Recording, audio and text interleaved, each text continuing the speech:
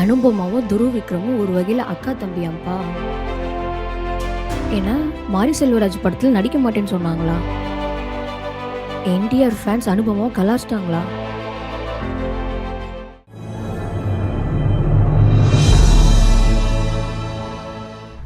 Tamil media நேயர்களுக்கு அன்பு வணக்கம். இன்னைக்கு நம்ம எத பத்தி பேச போறோம் பார்த்தீங்க அப்டின்னா, சினிமால இப்போ கரண்ட் ட்ரெண்டிங்ல இருக்கிற ஹீரோயினி பத்தி தான். யாருன்னு பார்த்தீங்கன்னா, அனுபமா. எஸ்.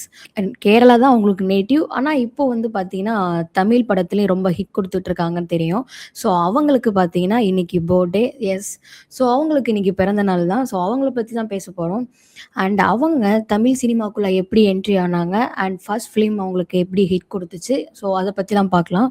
ஸோ, அவங்க பார்த்தீங்க அப்டின்னா, போத் பிளேஸ் எல்லாமே திரிசூர்ல இருக்க கேரளால தான். அவங்களுக்கு பார்த்தீங்கன்னா, ஒரு தம்பி இருக்காங்க. அவ்வளோதான். அண்ட் ஸ்கூலிங் பார்த்தீங்க அப்டின்னா, அவங்க இங்கிலீஷ் லிட்ரேச்சர் படிச்சுட்டு இருக்கப்பயே, அவங்களுக்கு மாடலிங் அண்ட் சினிமா மேல இருக்கிற ஆசைனால, ஸோ படிப்ப விட்டுட்டு ஆஃப்டர் தட் அவங்க அதுக்கப்புறம் ஃபுல் அண்ட் ஃபுல் சினிமாலே இறங்கி பண்ணியிருக்காங்க. ஸோ அவங்களுக்கு ஃபர்ஸ்ட்டு இன்ட்ரோடியூஸ் ஆன ஃபிலிம் தான் பார்த்தீங்கன்னா, பிரேமம் படம். எஸ். அதில பார்த்தீங்க அப்டின்னா நிவின் பாலி கூட சேர்ந்து நடிச்சிருப்பாங்க. அண்ட் செகண்ட் ஹீரோயினா தான் நடிச்சிருப்பாங்க. அண்ட் அதில சின்ன ரோல் பண்ணியிருந்தாலும், பட் ஆனா வந்து ரொம்ப அவங்களுக்கு ஹிட் குடுத்துச்சு. ஆனா அவங்களுக்கு அந்த டைம்ல பார்த்தீங்க அப்டின்னா, ஸ்கூல் கிட் அந்த இதுதான் குடுத்துருந்தாங்க. ஆனா அந்த டைம்ல அவங்களுக்கு நல்ல ஒரு ஃபேம் குடுத்துச்சுன்னு சொல்லலாம். அண்ட் அத தொடர்ந்து நெறைய கன்னடம் ஃபிலிம் அண்ட் தெலுங்கு, மலையாளம் நெறைய ஃபிலிம் பண்ணாங்க. பட் நம்ம தமிழ் இண்டஸ்ட்ரியில அவங்க ஃபர்ஸ்ட்டு அடி எடுத்து வச்ச ஃபர்ஸ்ட் மூவி பார்த்தீங்க அப்டின்னா, கொடிங்கிற மூவி தான். எஸ். நம்ம தனுஷ் சார் கூட தான் அவங்க ஆக்ட் பண்ணாங்க. அண்ட் அதில பார்த்தீங்க அப்டின்னா, அவங்க ஒரு முட்டை சேல் பண்ற பொண்ணு மாரி, ஒரு கிராமத்து பொண்ணு மாரி நடிச்சிருப்பாங்க. நம்மளே அப்ப பார்த்தோம். யார் இது புது ஃபேமா இருக்கு அப்டின்னு. அப்போ நமக்கு தெரியாது அவங்க இந்த அளவுக்கு நடிப்பாங்க, இந்த அளவுக்கு ஃபேம் ஆவாங்கன்னு. அதுக்கப்புறம் பார்த்தீங்க அப்டின்னா, நம்ம அகர்வா சார் கூட பார்த்தீங்கன்னா, தள்ளி போகாதே அப்டிங்கிற மூவி பண்ணாங்க. அண்ட் அந்த மூவில பார்த்தீங்க அப்டின்னா, டோட்டலா சேஞ்சா இருக்கும். தனுஷ் சார் கூட ஒரு கிராமத்து பாணியில நடிச்சிருப்பாங்க. அண்ட் அதர்வா சார் கூட பார்த்தீங்க அப்டின்னா, அது டோட்டலி ஒரு ஃபாரின்ல போய் படிச்சுட்டு ஃபாரின்ல செட்டில் ஆற ஒரு கேர்ள் மாரி இருக்கும்.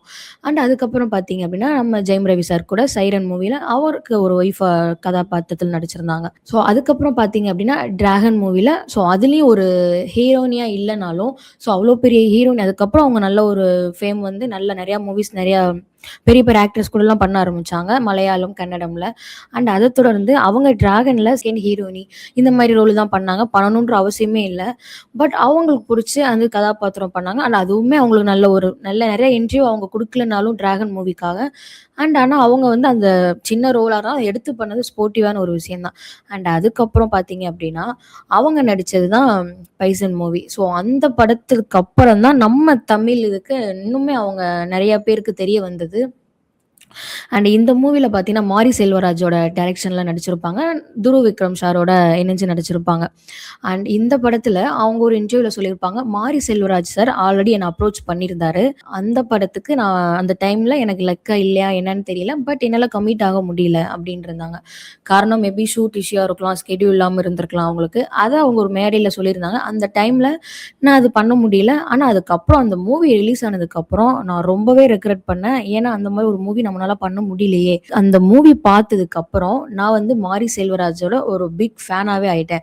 அவர் அடுத்த மூவி எப்ப பண்ணாலும், எத்தன மணிக்கு அந்த ப்ரமோ ரிலீஸ் பண்றாரோ, அப்பலாம் டான் ஒரு ஃபேன் கேர்லா நான் பார்த்து அவரோட பேஜ நான் பார்த்துட்டே இருப்பேன். அடுத்து என்ன போடுவாரு? அடுத்து என்ன போடுவாருன்னு. ஸோ அவ்ளோ பெரிய ஃபேன் ஆயிட்டேன். அண்ட் இதுக்கப்புறம் நான் மாரி செல்வராஜ் மூவி எதுக்கு அப்ரோச் பண்ணாலும், உடனே எவ்ளோ வேலையா இருந்தாலும் நான் அதுல கமிட் ஆயிருவேன் அப்டின்னும் இடையில சொல்லியிருந்தாங்க.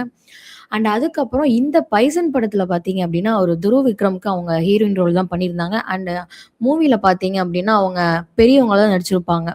துருவ் விக்ரமோட பெரியவங்க, அக்காவோட ஃப்ரெண்டு அப்டின்ற மாரி ரோல் பண்ணியிருந்தாங்க. அண்ட் உண்மையாவும் பார்த்தீங்க அப்டின்னா, ஸோ அவங்க அக்கா இல்ல, துருவ் விக்ரம்க்கு ஒரு வயசு பெரியவங்க. ஒரு சினிமா இண்டஸ்ட்ரியில வயசு பெருசு, சின்னதெல்லாம் பார்க்குறது இல்லையா இல்லையா இப்போ. அத தொடர்ந்து இந்த மூவிக்கு அப்புறம் 2 பேரும் லவ் பண்றாங்க. அப்டிங்கிற மாரி சர்ச்சையும் போயிட்டு இருந்துச்சு.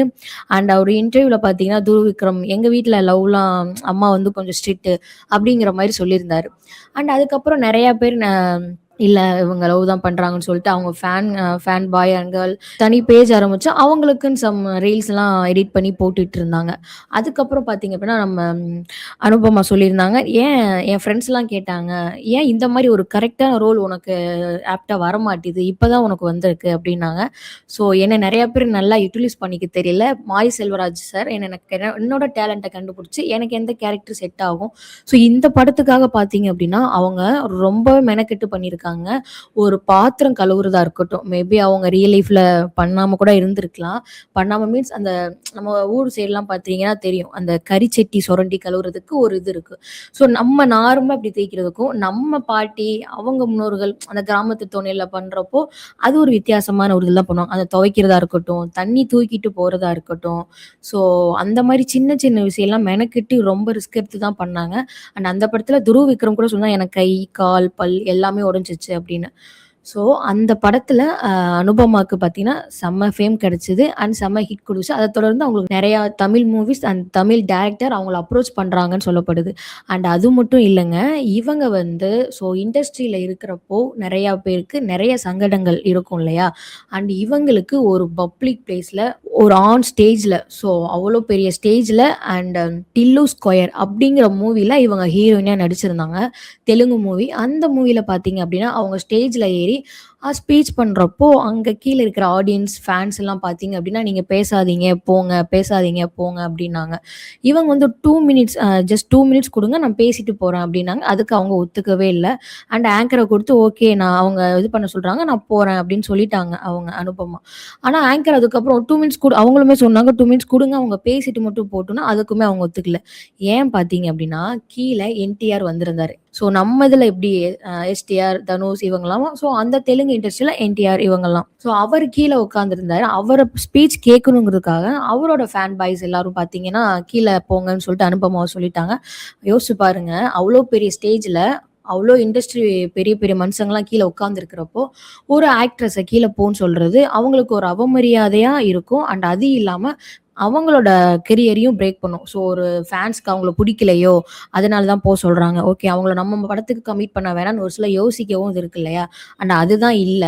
நெறைய பேரு அத யோசிச்சிருக்கலாம். பட் அவங்க அதுக்கப்புறம் நெறைய ஹிட் மூவிஸ் குடுத்தாங்க. அண்ட் நெறைய கரெக்ட்டான மூவிஸ் சூஸ் பண்ணி பண்றாங்கன்னு சொல்லலாம். பைசன் அண்ட் டிராகன் எல்லாமே கரெக்ட்டான மூவி கரெக்ட்டா பண்றாங்க. அண்ட் எல்லாமே அது ஹிட் ஆயிட்டு தான் போது. ஆனா அந்த டைம்ல அவங்க உடைஞ்சு போலங்க. அந்த ஸ்டேஜ்ல ஓகே எல்லாருக்கும் தேங்க் யூ சொல்லிட்டு தான் அவங்க கீழ இறங்கி போனாங்க. அண்ட் அந்த என்டிஆர் பார்த்தீங்க அப்படின்னா, அவருமே மேபி ஒரு ஸ்டேஜ்ல வந்து இந்த மாரி கூட ஏதாவது சொல்லியிருக்கலாம். பட் அவருமே எதுவுமே அதுக்கு சொல்லிக்கல. அண்ட் ஒரு ஃபேன் பாயுமே அனுபமாவ டேக் பண்ணி, இந்த மாரி நாங்க என்டிஆர் ஸ்பீச் கேட்கணுங்கிறதுக்காக தான் உங்கள சொன்னோம். உங்கள பிடிக்காம கிடையாது. அப்படிங்கிற மாரி கமெண்ட் பண்ணியிருந்தாங்க. அதுக்கு வந்து இட்ஸ் ஓகே ஐ அண்டர்ஸ்டாண்ட் சொல்லிட்டு ரொம்ப கியூட்டா ஆன்சர் பண்ணியிருந்தாங்க அனுபமா. அண்ட் அவங்களுக்கு இன்னைக்கு பர்த்டேங்க. அவங்களுக்கு ஆல்மோஸ்ட் இன்னைக்கு 30 ஆகுது. 30 ஏஜ் ஆகுது. அவங்கள பார்த்தீங்கன்னா தெரியும். 30 ஏஜ் மாரியே தெரியாது. ஜஸ்ட் ஒரு 25க்குள்ள தான் அப்படிங்கிற மாரி இருக்கும். அண்ட் பிரேமம் படத்துலயுமே பார்த்தீங்க அப்படின்னா, அவங்க ஆல்மோஸ்ட் ஒரு காலேஜ் படிக்கிற அந்த டைமா, பட் அவங்க ஸ்கூல்ல படிக்கிற அந்த இதுல தான் பண்ணியிருந்தாங்க. அண்ட் அத தொடர்ந்து அவங்க என்னென்ன மூவிஸ் இதுக்கப்புறம் பண்ண போறாங்க அப்படிங்கிறத நம்ம பார்ப்போம். நீங்க இத போன்ற செய்திகளை நீங்க பார்க்கணும்னு நினைச்சீங்க அப்படின்னா, தமிழ் மீடியாவ சப்ஸ்கிரைப் பண்ணுங்க. நம்ம தொடர்ந்து பேசுவோம். நன்றி.